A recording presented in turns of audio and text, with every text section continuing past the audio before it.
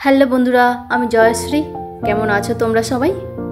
Jayashree time story নতুন আরেকটি ব্লগে সবাইকে স্বাগত। সকালবেলা ঘুম থেকে উঠে পড়েছি, আর একটু দেরিতে উঠেছি আজকের, কারণ হাজব্যান্ড তো বাড়িতে নেই, আর সকালবেলা তেমন চাপও নেই, কাচাকুচিরও তেমন কিছু নেই, তেমন কিছু মানে কিছুই নেই। আর ছেলেও উঠে পড়েছে আমার সঙ্গে, যেহেতু মানে গতকাল রাত্রেবেলা একটু তাড়াতাড়ি ঘুমিয়েছিল 10টার দিকে, ওই জন্য 7:30 বাজে এখন, তো ও উঠে পড়েছে। আমার সকালবেলা ঘরটা ঝাঁট দিয়ে পরিষ্কার করা হয়ে গেছে, তারপরে ও মশারি খুলছিলাম, ও খুলতে দিল না।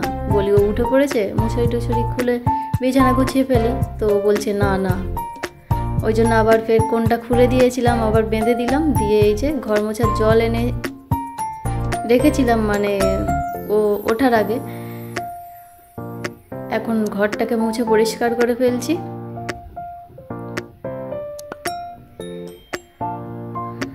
ভাবছিলাম মানে সকালবেলা উঠে না কেমন একটা অলস লাগছে, ভালো লাগছে না। মানে রাতে ঘুমটাও দেরি করে হয়েছে, যেহেতু নতুন জায়গা, হাজব্যান্ড বাড়িতে ছিল না, ঘুমটাও দেরিতে হয়েছে। আর সকালবেলা মানে ভোরবেলা 5টার সময় ছেলেকে খাইয়ে আর আবার এসে শুয়ে পড়েছি। ফের আবার ঘুমিয়েছি কিছুক্ষণ, 2 ঘন্টা মতো। তারপরে উঠেছি, উঠে ঘরটা ঝাঁট দিয়ে পরিষ্কার করেছি, আর ভাবছিলাম যে আজকের ঘরটা আর মুছবো না, কিন্তু এটা হয় না আমার দ্বারা। মানে এই না মুছে ওই ঘরে সারাদিন কাটানো আমার দ্বারা সম্ভব হয় না। ওটা আমি অনেকবার দেখেছি, মানে আজকের করব না ভাবি, কিন্তু লাস্ট পর্যন্ত সেই কাজটা হয়ে যায়। আর এই যে জানালাটা না, এখানে ধূপ দিই, তো ওই ঠাকুরটা আছে, জামা কাপড় আছে ওখানে, আর একটা ধূপদানি আনতে হবে, এখনো আনা হয়নি। ধূপটা ওই জানালায় দিই, ছাইগুলো উড়ে উড়ে সেই ঘরের মধ্যে চলে আসে। ওই জন্য জানালাটা ভালো করে মুছে নিলাম। আর ঘর মোছা আমার এই যে দেখতেই পাচ্ছেন শেষের পথে। খাটের তলাগুলোও প্রত্যেকদিন ভালো করে মুছে ফেলি। মানে এটা অভ্যেস বলতে পারেন, বাজে অভ্যেস ভালো অভ্যেস যাই হোক, এটা আমার অভ্যেস। মানে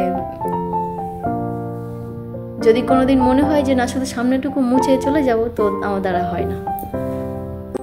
খাটের তলাতে ঢুকে পুরো মুছবো। তারপরে ছেলে বিছানায়, মানে ও ঘুমায়, মানে জেগে আছে, শুয়ে আছে চুপ করে। আর আমি এই যে দেখুন ঘরটা মোছা প্রায় শেষ হয়ে গেছে। এ সাইডে জলের বোতলগুলো রাখি, তো এইগুলো সরিয়ে একটু মুছে ফেলছি।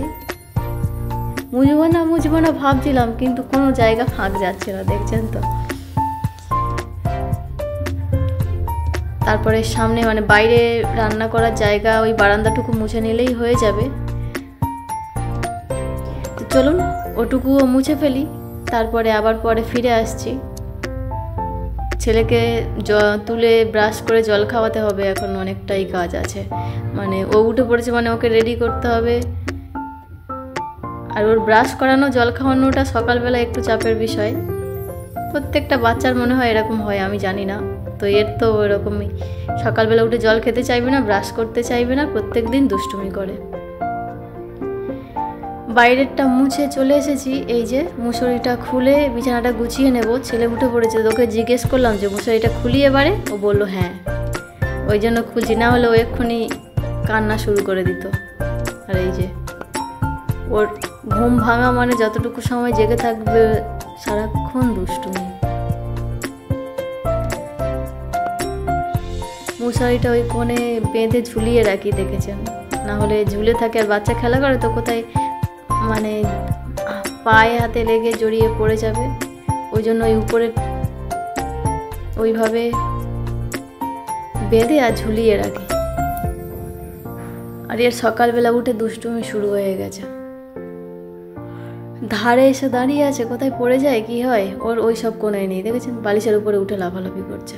বালিশ দুটো কিন্তু ধারে আছে, একদম ধারে।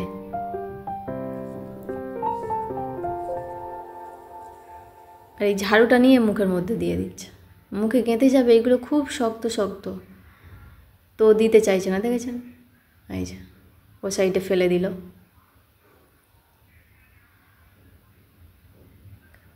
ওই কাঁথাটা জানি না বাবা, আমি বুঝে উঠতে পারি না যে ওটা আমাকে একদম গায়ে দিতে দেয় না। ও ঘুমিয়ে পড়লে তারপর ওইটা আমি গায়ে দিই। আর ও তো নিয়ে ওই যে ও গায়ে দেয় না, কোনো দিন কাঁথা গায়ে দেয় না, কিন্তু ওটা নিয়ে ওই যে ওই রকমভাবে শুয়ে থাকবে। যতক্ষণ না ও ঘুমিয়ে পড়বে ততক্ষণ আমাকে হাত দিতেই দেবে না। আর এটা এখন তো ভাঁজ করতে দিচ্ছে না, জোর করে নিয়ে নিলাম। তো কারণ ওকে খাওয়াতে হবে, এখন অনেকটা বেলা হয়ে গেছে, প্রায় 9টা বাজতে চলেছে। কি খাই দেখি, তারপর ওকে বানিয়ে দেব। গতকাল খিচুড়ি বানিয়ে দিয়েছিলাম, আজকের ও কী বলে আবার।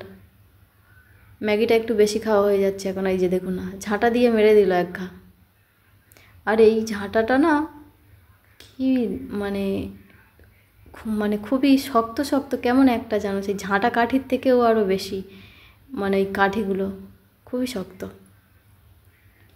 তো এদিকে আমার বিছানা ঝেড়ে একদম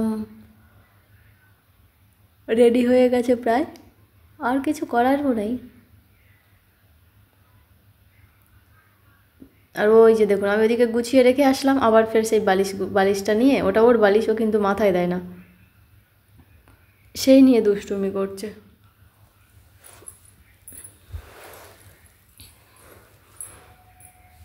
যতদিন না বড় হবে না ততদিন আমার যেন, বড় না হলে শান্তি নেই। এখন অনেক সময় লাগবে, অনেক মানে বিরক্ত হতে হবে তারপরে। যাই হোক, এদিকে আমার বিছানা গোছানো রেডি হয়ে গেছে। ওর আবার ওই যে গাড়ি এনে দুষ্টুমি শুরু হয়ে গেছে। তো এবার যাবো, ওকে একটু জল খাওয়াবো, ব্রাশ করাবো, তারপরে ও কি খায় খাওয়াবো। আমারও খিদে পাচ্ছে, আর আমি আজকে মানে সকাল থেকে যেন কেমন ঠান্ডা ঠান্ডা লাগছে। ঠান্ডা পড়ছে কি বুঝতে পারছি না, কিন্তু আমার বেশ ভালোই ঠান্ডা লাগছে, ওই জন্য আজকের সকালে স্নান করিনি। আর ও ওই যে পরিষ্কার বিছানায় উঠে আবার শুয়ে গাড়ি চালাচ্ছে শুয়ে শুয়ে। ছেলেকে ব্রাশ করে দেওয়ার পরে তারপরে বললো যে একটু ম্যাগি খাবে, তো ওই জন্য গতকাল যেহেতু খিচুড়ি বানিয়ে দিয়েছিলাম, আজকের একটু ম্যাগি বানিয়ে দিলাম। তো এটা হয়ে গেছে, এখন ওকে খাইয়ে দেব। আর এই টিওলের জলে, টিওল বলতে পাম্পের জলে না, ম্যাগির কালারটা আমার একদম পছন্দ হয় না, কেমন একটা। তো এখানে একটা সবজি দোকান এসেছিলো এক্ষুনি, একটু টমেটো নিয়েছি, মানে 500 টমেটো নিয়েছি, আর কুমড়ো নিয়েছি 500, যেহেতু আজকের বৃহস্পতিবার নিরামিষ খাওয়া দাওয়া হবে। এবেলা ডাল আলু ভাজা করেছি, তো ওবেলা কী করব, সবজিও নেই। সবজি নেই বলতে শুধু উচ্ছে আছে, আর কিছু নেই। আর নিয়েছি এই যে 5টা কলা। ও বললো যে কলা খাবো, তা নেওয়ার সঙ্গে সঙ্গে এইটা একটু নরম ছিল, তো এই যে এতটা খেয়ে নিয়েছে। এনে নে,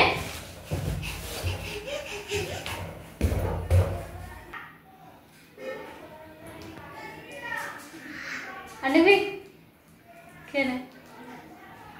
এই যে টমেটো, 500 টমেটো আর 500 কুমড়ো। আর এই আপেলটা কয়েকদিন হলো নিয়ে এসছে, কটা খাওয়া হয়েছে, আর এই কটা আছে। আপেলগুলো বেশ ভালোই মিষ্টি, ছোট ছোট সাইজ ঠিকই, কিন্তু অনেক কটা শুকনো হয়ে গেছে।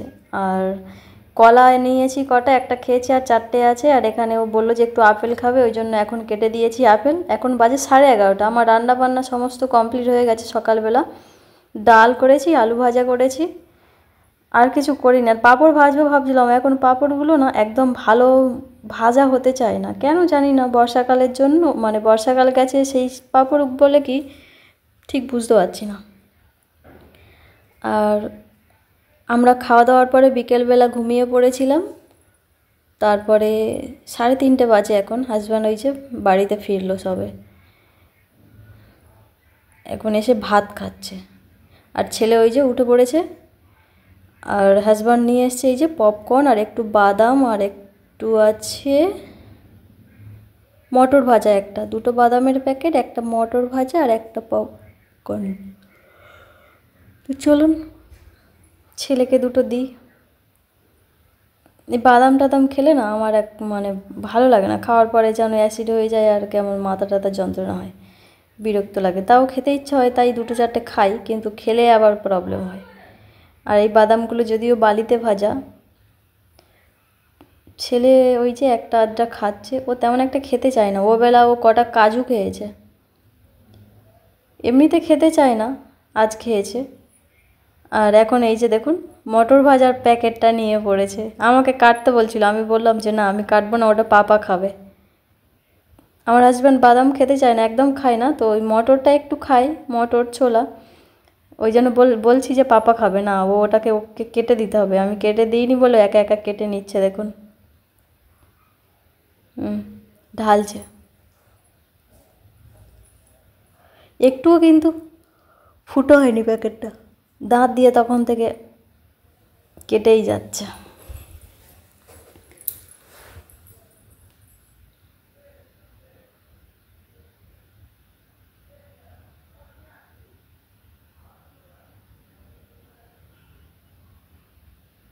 মাঝে মাঝে বাচ্চাদের কিছু দুষ্টুমি খুব ভালো লাগে, তাই না? এখন আমার এত ভালো লাগছে জানি না কেন, ওই জন্য এটা আপনাদের সঙ্গে শেয়ার করছি। তোকে আমি জিজ্ঞেস করছি পড়েছে, ও বলছে যে হ্যাঁ দুটো পড়েছে, দুটো। সন্ধ্যাবেলা একটু হাজব্যান্ড ছেলেকে নিয়ে বেরিয়েছিল, এই যে নিয়ে এসছে একটুখানি শসা, মূলো, ফুলকপি, তারপরে পটল, কুমড়োটা আমি ওবেলা নিয়েছিলাম। আর আমি এই যে এখানে সয়াবিন বানাবো বলে আলু আর কুমড়ো কেটে নিয়েছি। কুমড়ো আমি কোনোদিন কুমড়ো দিয়ে সয়াবিন বানাইনি, ফার্স্ট টাইম বানাবো, তো অল্প করেই দিয়েছি। আর এখানে এই যে সয়াবিনগুলোকে ভিজিয়ে ভালো করে জল থেকে ছেঁকে তুলে নিয়েছি। আর এখানে একটু আদা গ্রেট করে নিয়েছি, মূলো দুটো রাতে ভাতের সঙ্গে খাওয়া হবে বলে এখানে মূলো দুটো ছিলে নিয়েছি। তো এদিকে কড়া বসিয়ে দিয়েছি, তরকারি বসাবো।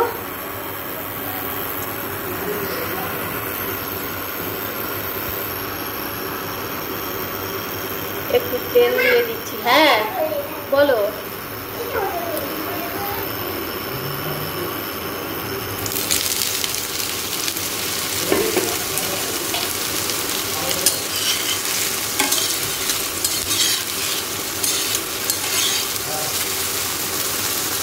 সয়াবিনের পরিমাণ মনে হচ্ছে অনেকটা হয়ে গেছে। যাই হোক, একটা তরকারি ভাত হবে।